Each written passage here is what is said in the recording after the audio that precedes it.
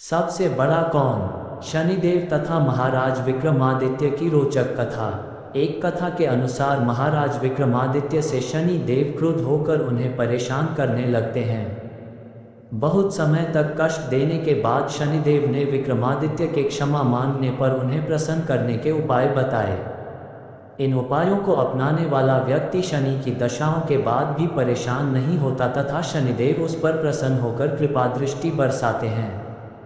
एक समय स्वर्गलोक में सबसे बड़ा कौन के प्रश्न को लेकर सभी देवताओं में वाद विवाद प्रारंभ हुआ और फिर परस्पर भयंकर युद्ध की स्थिति बन गई। सभी देवता देवराज इंद्र के पास पहुंचे और बोले, हे देवराज, आपको निर्णय करना होगा कि 9 ग्रहों में सबसे बड़ा कौन है। देवताओं का प्रश्न सुनकर देवराज इंद्र उलझन में पड़ गए और कुछ देर सोचकर बोले, हे देवगणों, मैं इस प्रश्न का उत्तर देने में असमर्थ हूँ। पृथ्वीलोक में उज्जैनी नगरी में राजा विक्रमादित्य का राज्य है। हम राजा विक्रमादित्य के पास चलते हैं क्योंकि वह न्याय करने में अत्यंत लोकप्रिय हैं। उनके सिंहासन में अवश्य ही कोई जादू है कि उस पर बैठकर राजा विक्रमादित्य दूध का दूध और पानी का पानी अलग करने का न्याय करते हैं। देवराज इंद्र के आदेश पर सभी देवता पृथ्वीलोक में उज्जैनी नगरी में पहुँचे। देवताओं के आगमन का समाचार सुनकर स्वयं राजा विक्रमादित्य ने उनका स्वागत किया। महल में पहुंचकर जब देवताओं ने उनसे अपना प्रश्न पूछा तो राजा विक्रमादित्य भी कुछ देर के लिए परेशान हो उठे, क्योंकि सभी देवता अपनी अपनी शक्तियों के कारण महान शक्तिशाली थे। किसी को भी छोटा या बड़ा कह देने से उनके क्रोध के प्रकोप से भयंकर हानि पहुंच सकती थी। तभी राजा विक्रमादित्य को एक उपाय सूझा और उन्होंने विभिन्न धातुओं स्वर्ण, रजत, कांसा, तांबा, सीसा, रांगा, जस्ता, अभ्रक व लोहे के 9 आसन बनवाए। धातुओं के गुणों के अनुसार सभी आसनों को एक दूसरे के पीछे रखवा कर उन्होंने देवताओं को अपने अपने सिंहासन पर बैठने को कहा। सब देवताओं के बैठने के बाद राजा विक्रमादित्य ने कहा, आपका निर्णय तो स्वयं हो गया। जो सबसे पहले सिंहासन पर विराजमान है वही सबसे बड़ा है। राजा विक्रमादित्य के निर्णय को सुनकर शनि देवता ने सबसे पीछे आसन पर बैठने के कारण अपने को छोटा जानकर क्रोधित होकर कहा, राजन, तुमने मुझे सबसे पीछे बैठाकर मेरा अपमान किया है। तुम मेरी शक्तियों से परिचित नहीं हो। मैं तुम्हारा सर्वनाश कर दूंगा। सूर्य एक राशि पर 1 महीने, चंद्रमा 2.25 दिन, मंगल 1.5 महीने, बुध और शुक्र 1 महीने, बृहस्पति 13 महीने रहते हैं, लेकिन मैं किसी राशि पर 7.5 वर्ष रहता हूँ। बड़े बड़े देवताओं को मैंने अपने प्रकोप से पीड़ित किया है।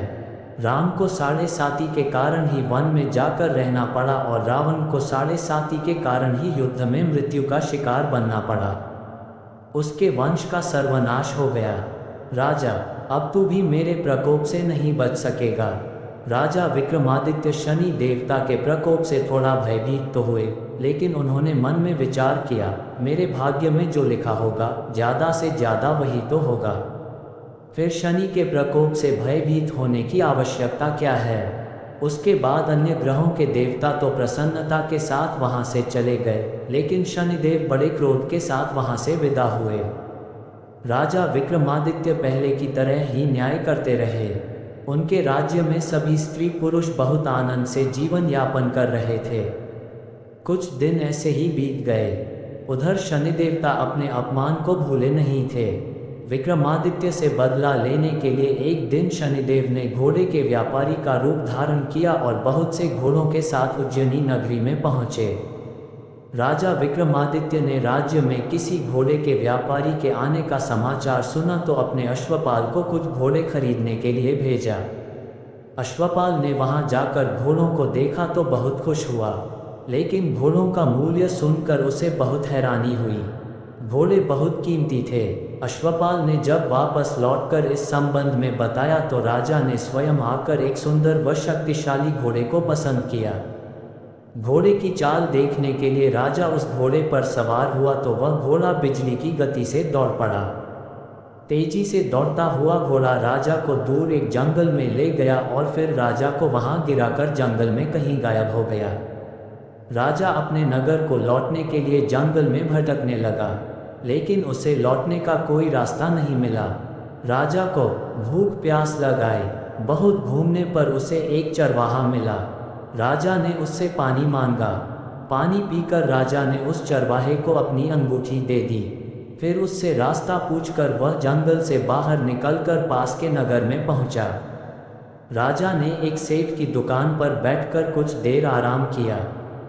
उस सेठ ने राजा से बातचीत की तो राजा ने उसे बताया कि मैं उज्जैनी से आया हूँ।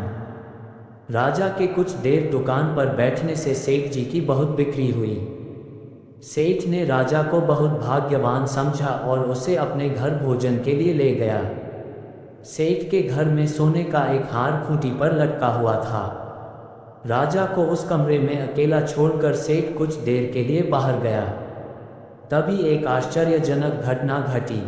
राजा के देखते देखते सोने के उस हार को खूंटी निगल गई। सेठ ने कमरे में लौटकर हार को गायब देखा तो चोरी का संदेह राजा पर ही किया, क्योंकि उस कमरे में राजा ही अकेला बैठा था। सेठ ने अपने नौकरों से कहा कि इस परदेसी को रस्सियों से बांधकर नगर के राजा के पास ले चलो। राजा ने विक्रमादित्य से हार के बारे में पूछा तो उसने बताया कि उसके देखते ही देखते खूंटी ने हार को निगल लिया था। इस पर राजा ने क्रोधित चोरी करने के अपराध में विक्रमादित्य के हाथ पांव काटने का ऑर्डर दे दिया। राजा विक्रमादित्य के हाथ पांव ने उन्हें नगर की सड़क पर छोड़ दिया। कुछ दिन बाद एक तेली उसे गोदाम में ले गई। मल्हार गा रहा था कि तभी नगर के राजा की लड़की राजकुमारी मोहिनी रथ पर सवार उस तेली के घर के पास से गुजरी।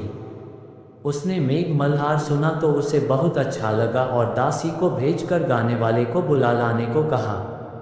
दासी ने लौटकर राजकुमारी को अपंग राजा के बारे में सब कुछ बता दिया। राजकुमारी उसके मेघ मल्हार पर बहुत मोहित हुई थी, अतः उसने सब कुछ जानकर भी अपंग राजा से विवाह करने का निश्चय कर लिया। राजकुमारी ने अपने माता पिता से जब ये बात कही तो वे हैरान रह गए। राजा को लगा कि उसकी बेटी पागल हो गई है। रानी ने मोहिनी को समझाया, चा बेटी, तेरे भाग्य में तो किसी राजा की रानी होना लिखा है, फिर तू उस अपंग से विवाह करके अपने पांव पर कुल्हाड़ी क्यों मार रही है। राजा ने किसी सुंदर राजकुमार से उसका विवाह करने की बात कही, लेकिन राजकुमारी ने अपनी जिद नहीं छोड़ी। अपनी जिद पूरी कराने के लिए उसने भोजन करना छोड़ दिया और प्राण त्याग देने का निश्चय कर लिया। आखिर राजा रानी को विवश होकर अपंग विक्रमादित्य से राजकुमारी का विवाह करना पड़ा। विवाह के बाद राजा विक्रमादित्य और राजकुमारी तेली के घर में रहने लगे। उसी रात स्वप्न में शनिदेव ने राजा से कहा, राजा, तुमने मेरा प्रकोप देख लिया, मैंने तुम्हें अपने अपमान का दंड दिया है। राजा ने शनिदेव से क्षमा करने को कहा और प्रार्थना की, हे शनिदेव, आपने जितना दुख मुझे दिया है अन्य किसी को न देना। शनिदेव ने कुछ सोचते हुए कहा, राजा, मैं तेरी प्रार्थना स्वीकार करता हूँ। जो कोई स्त्री पुरुष मेरी पूजा करेगा, शनिवार को व्रत करके मेरी कथा सुनेगा, उस पर मेरी अनुकंपा बनी रहेगी, उसे कोई दुख नहीं होगा। शनिवार को व्रत करने और चींटियों को आटा डालने से मनुष्य की सभी मनोकामनाएं पूरी होंगी। जब प्रातः काल राजा विक्रमादित्य की नींद खुली तो अपने हाथ पांव देखकर राजा को बहुत खुशी हुई। उसने मन ही मन शनिदेव को प्रणाम किया। राजकुमारी भी राजा के हाथ पांव सही सलामत देखकर आश्चर्य में डूब गई। तब राजा विक्रमादित्य ने अपना परिचय देते हुए शनिदेव के प्रकोप की सारी कहानी कह सुनाई। सेठ को जब इस बात का पता चला तो दौड़ता हुआ तेली के घर पहुंचा और राजा के चरणों में गिरकर क्षमा मांगने लगा।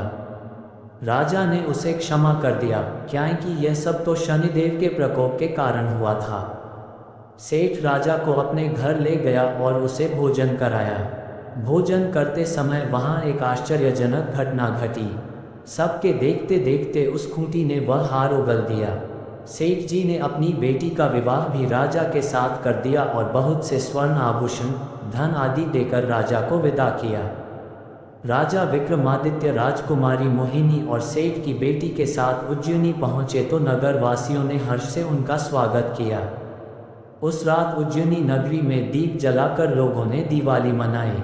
अगले दिन राजा विक्रमादित्य ने पूरे राज्य में घोषणा करवाई, शनि देव सब देवों में सर्वश्रेष्ठ हैं। प्रत्येक स्त्री पुरुष शनिवार को उनका व्रत करें और व्रत कथा अवश्य सुने।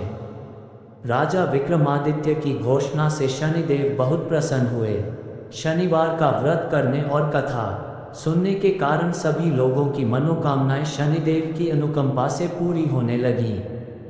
सभी लोग आनंद पूर्वक रहने लगे।